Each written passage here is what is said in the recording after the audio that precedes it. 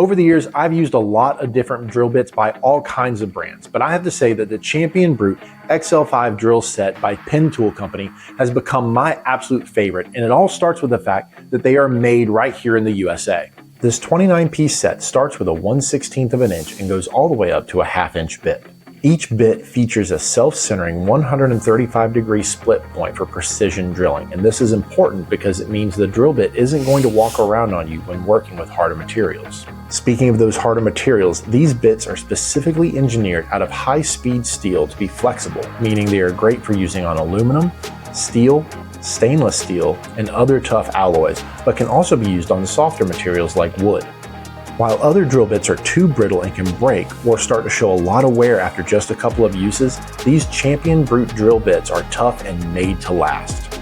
Check out the Champion Brute DL5 drill set at Penn Tool Company's website today.